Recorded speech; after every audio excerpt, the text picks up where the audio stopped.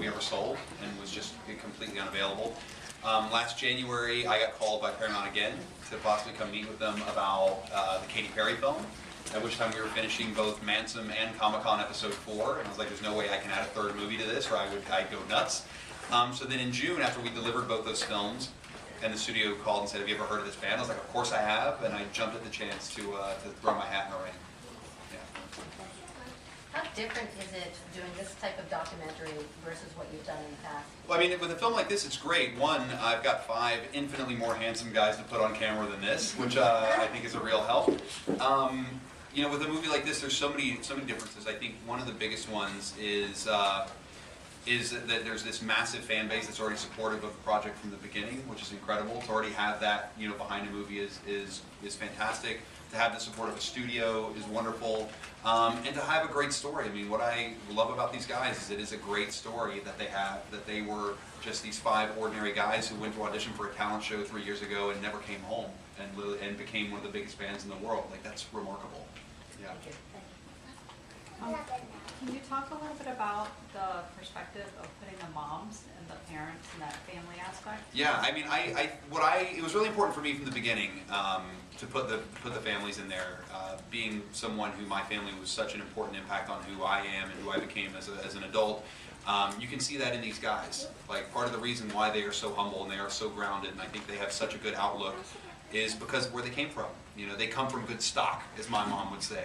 And I think it's obvious when you go home and you see who their moms and dads are and kind of where they came from, the humblest of humble beginnings. I think it's really important to kind of get a sense of what made them, you know, who they are. And it's also important to kind of get a sense of the sacrifice that these guys make. I don't think a lot of people realize how much work goes into being in a band like this. Like, these guys are on the road and traveling and working constantly. People love to think that they're just going to go somewhere. Like, they just show up, they look pretty, they go on stage, they sing, they get paid big giant checks and go home. And there's a tremendous amount more work that goes into that, which I think the movie really shows. And with this level of success comes a tremendous amount of sacrifice. And a lot of those sacrifices come in relationships. Not getting to see your friends, not getting to see your family, not getting to see, you know, your moms and dads. I mean, that's a big part of the story.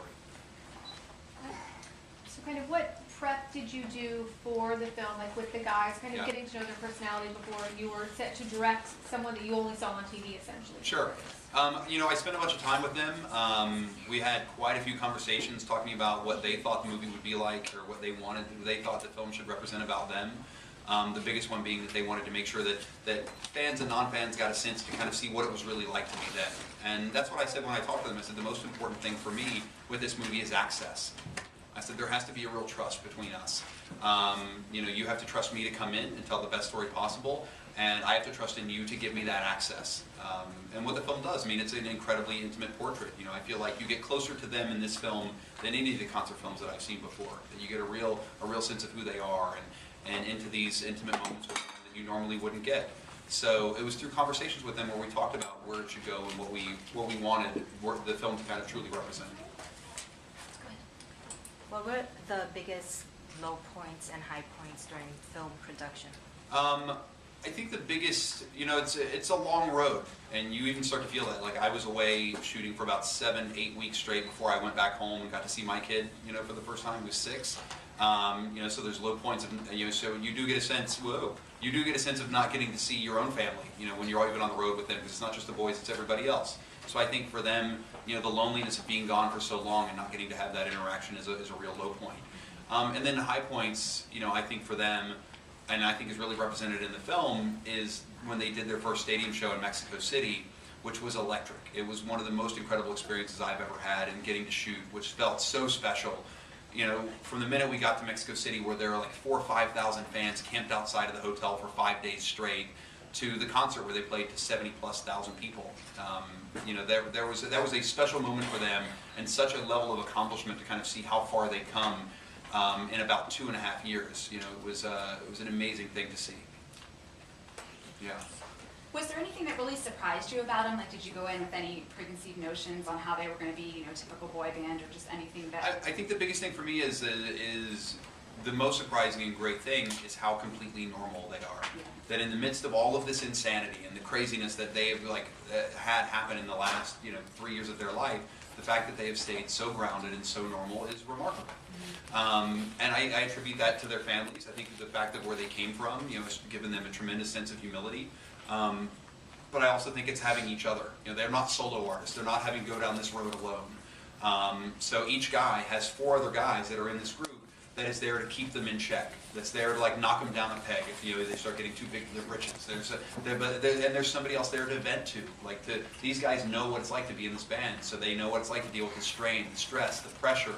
So I think the fact that they each have one another to kind of use as a sounding board and as an outlet to complain or just have understanding is immeasurable and invaluable to them. Yeah. Yeah. When you're shooting, were you shooting for the audience just to be the One Directioners, the girls, or were you shooting hoping that moms would take their daughters and do it together? Like, who did you think the audience would be? Well, for me, it's like whenever you make a film, I don't ever try and make a film to say, I just want to make sure we please the fans. I always go in saying we want to make the best movie possible. How do we tell the best story? And what you hope, and what I think the film does a great job of doing, is it's a film for fans. I think fans will be ecstatic and overjoyed with what the film represents and what's in this movie. But I think that it's a film for non-fans to understand who they are and the why of it all. I think if you're somebody who doesn't know who they are and you're like, well, why are these guys so big? What's the big deal about them? And you watch this movie, you get it. You see, you understand kind of how they have this connection with each other, how they have this connection with their fans. I think that one of the things that makes them incredibly attractive to their fan base is how appreciative they are of these fans. When I look at these fans, it's amazing. And what I equate them to is like investors.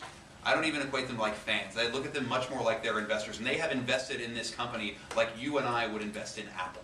And they are managing their portfolio accordingly. And they're telling other people that you should invest in this band. And you should take the time because they're great. And here's what makes them great. And they have become the greatest sales tool and support tool of this band in a way that I find to be remarkable.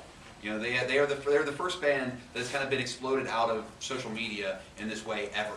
And not only have they been exploded out from that social media, but the fans continue to bring in more fans and expand the fan base. They continue to bring in new investors in the group